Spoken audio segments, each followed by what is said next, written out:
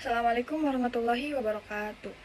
Yang terhormat dosen pengampu Ibu Dr. Suryani MSI. Perkenalkan, saya Ameliana sebagai moderator sekaligus presentator dan teman saya Nur Ulfa sebagai presentator. Kami dari kelompok 7 akan mempresentasikan video kami yang berjudul Konsep Membangun Hukum Jual Beli dalam Hukum Produksi, Distribusi, dan Konsumsi. Saya Nur Ulfa. Di sini saya akan menjelaskan pengertian jual beli. Dalam bahasa Arab, kata jual beli terdiri dari dua kata, yaitu jual dan beli. Kata jual dalam bahasa Arab itu dikenal dengan istilah al-bai, yaitu bentuk masdarnya ba'a yabi'u bai'un yang artinya menjual. Jual beli dalam istilah fikih disebut dengan al-bai, yang berarti menjual, mengganti dan menakar sesuatu dengan sesuatu yang lain. Lafaz al-bai dalam bahasa Arab terkadang digunakan untuk pengertian lawannya, yakni kata al-shira atau membeli. Dengan demikian, kata al-bai berarti menjual tetapi sekaligus juga berarti beli. Selanjutnya di sini ada syarat jual beli. Yang pertama itu adanya ridho dari kedua belah pihak. Yang kedua itu kedua pelaku jual beli adalah orang yang dibolehkan untuk bertransaksi. Yang ketiga itu penjual menjual harta yang bermanfaat dan mubah. Yang keempat itu barangnya dimiliki atau diizinkan untuk dijual. Yang kelima itu barang bisa diserahkan. Selanjutnya itu ada Yang macam-macam keenam jual itu beli. Yang barang pertama jelas itu ada dan tidak bai sama. al silah bil Yang al terakhir itu naqd, harga yaitu menjual harganya suatu jelas. barang dengan alat tukar resmi atau uang. Yang kedua itu ada bai al muqayyadahah, yaitu jual beli suatu barang dengan barang tertentu atau yang sering disebut dengan istilah barter. Yang ketiga yaitu ada bai al salam, yaitu jual beli barang dengan cara ditangguhkan penyerahan barang yang telah dibayar secara tunai. Yang keempat yaitu ada bai al murabbahah, yaitu menjual suatu barang dengan melebihi harga pokok atau menjual barang dengan menaikkan harga barang dari harga aslinya sehingga penjual mendapatkan keuntungan sesuai tujuan bisnis jual beli.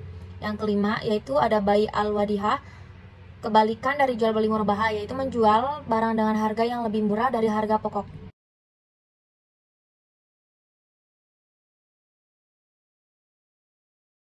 Pengertian produksi sendiri dalam ekonomi Islam ialah setiap bentuk aktivitas yang dilakukan manusia untuk mewujudkan suatu manfaat dan menambahkannya dengan cara mengeksplorasi sumber-sumber ekonomi yang disediakan oleh Allah Subhanahu wa taala sehingga menjadi maslahat untuk memenuhi kebutuhan manusia. Ada beberapa prinsip-prinsip produksi dalam Islam. Di antaranya, pertama, berproduksi dalam lingkaran halal. Kemudian yang kedua, keadilan dalam berproduksi.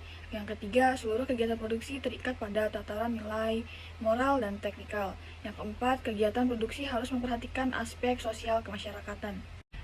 Adapun distribusi. Distribusi ialah suatu proses penyampaian barang atau jasa dari produsen ke konsumen untuk para pemakai.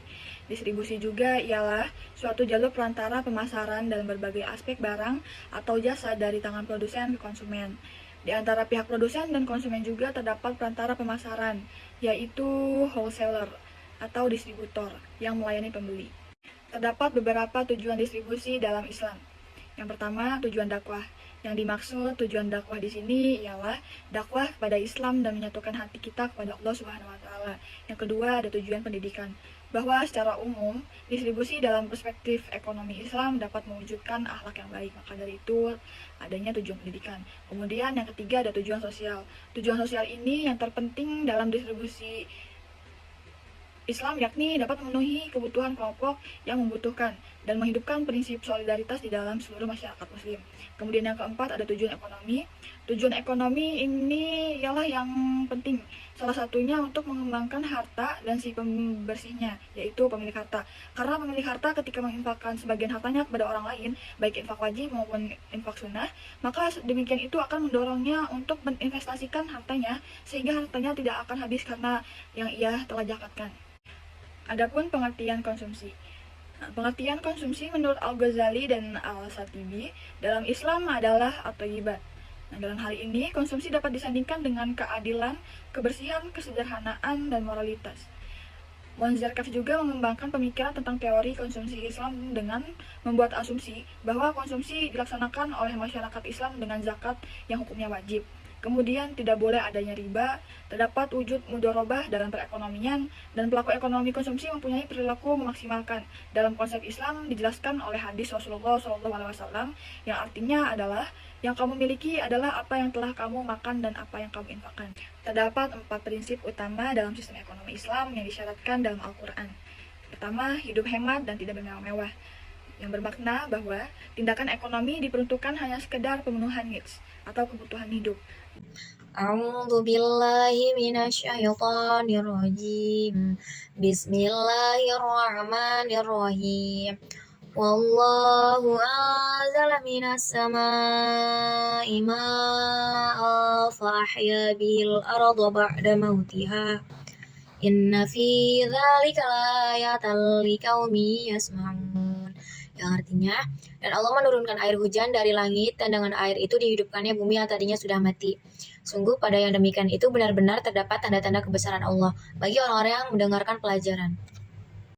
Bismillahirrahmanirrahim. Wa inna lakum fil an'ami la'ibarah.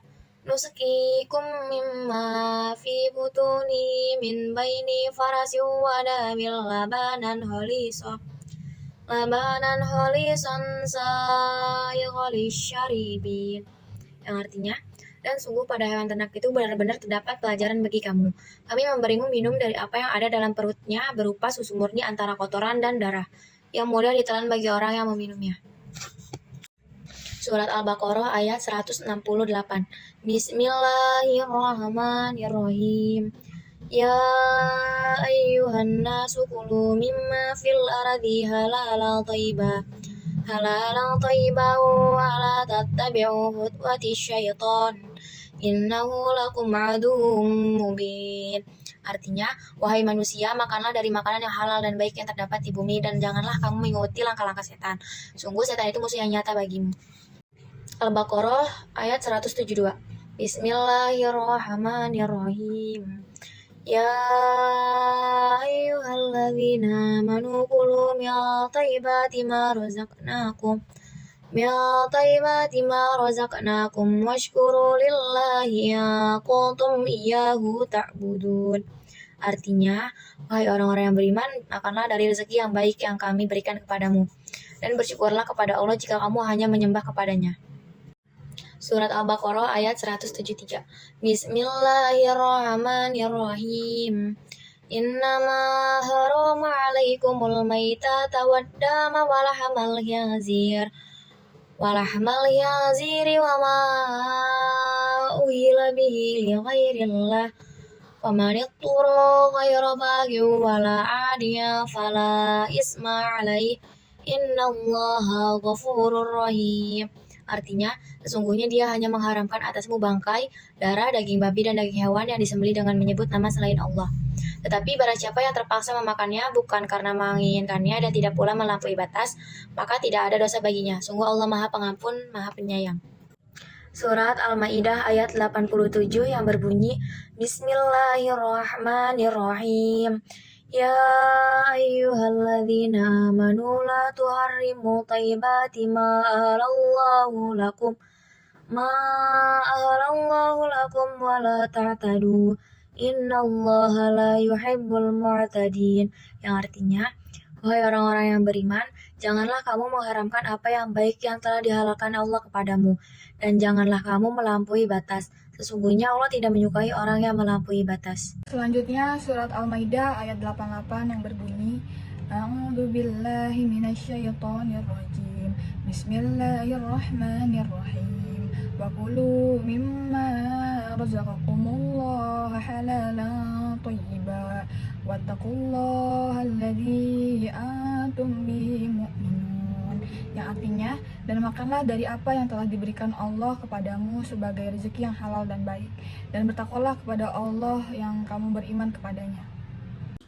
Bismillahirrahmanirrahim. Ya ayyuhalladzina amanu innamal khamru wal maisiru wal ansab wal azlamu rijsum min amali syaitani fajtanibuhu la'allakum tuflihun. Yang artinya, wahai orang-orang yang beriman, sesungguhnya minuman keras, berjudi, berkorban untuk berhala, dan mengunduh nasib dengan anak panah adalah perbuatan yang keji dan termasuk perbuatan setan. Maka jauhilah perbuatan-perbuatan itu agar kamu beruntung. Terdapat juga di dalam Quran surat Al-Mu'minun ayat 51 yang berbunyi, Bismillahirrahmanirrahim. Ya ayyuhar rusulu kulu minat thayyibati wa'malu sholiha inni bima ta'maluna alim. Yang artinya, Allah berfirman, wahai para rasul, makanlah dari makanan yang baik-baik dan kerjakanlah kebajikan. Sungguh Allah Maha mengetahui apa yang kamu kerjakan. Terdapat juga di dalam Quran surat Al-Kahfi ayat 19 yang berbunyi Bismillahirrahmanirrahim. Wa kadzalika ba'atsnahum liyatasaalu bainahum. Qala qailun minhum kam labistum? Qalu labisna yawman aw ba'da yawm. Qalu rabbukum a'lamu bima labistum. Fab'atsu ahadakum biwarikikum hadhihi ilal madinati falyanzuru ayyuha azka ta'aman falyatikum birizqin minhu walyatalattaf wala yus'iranna bikum ahada.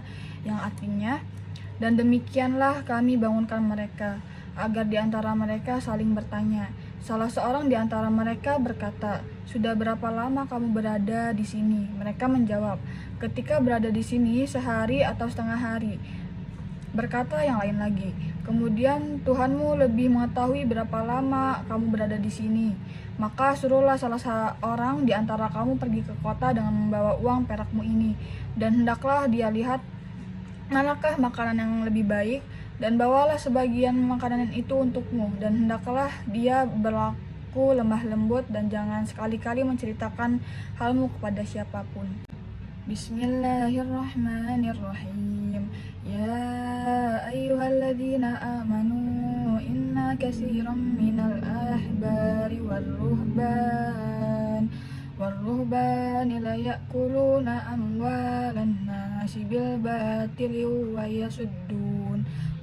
يصدون عن سبيل الله والذين يكنزون الذهب والفضة ولا ينفقونها في سبيل الله فبشرهم بعذاب أليم. Yang artinya, wahai orang-orang yang beriman, sesungguhnya banyak dari orang-orang alim dan rohib-rohib mereka benar-benar memakan harta orang dengan jalan yang batil, dan mereka menghalang-halangi manusia dari jalan Allah. Dan orang-orang yang menyimpan emas dan perak dan tidak menginfakannya di jalan Allah, maka berikanlah kabar gembira kepada mereka bahwa mereka akan mendapatkan azab yang pedih. Yang terakhir, Quran surah Taubah ayat 35 yang berbunyi Bismillahirrahmanirrahim. Yauma yuhma 'alaiha fi nari jahannam fatuqwa biha jibahuhum wa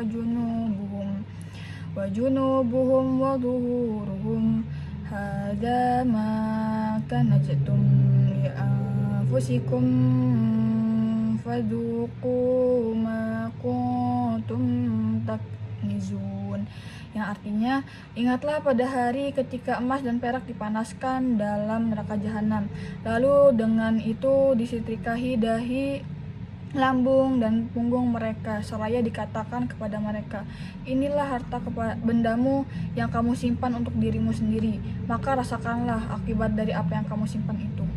Hadisnya itu An Abi Sa'idi anin Nabi sallallahu alaihi wasallam qala at-tajiru sadqu al-aminu ma'an nabiyina wa siddiqina wa syuhada'i rawahu Tirmizi. Artinya, dari Abi Sa'id dari Nabi Muhammad sallallahu alaihi wasallam bersabda, pedagang yang jujur dan terpercaya bersama para nabi, orang-orang yang jujur dan syuhada. Hadis riwayat Tirmizi.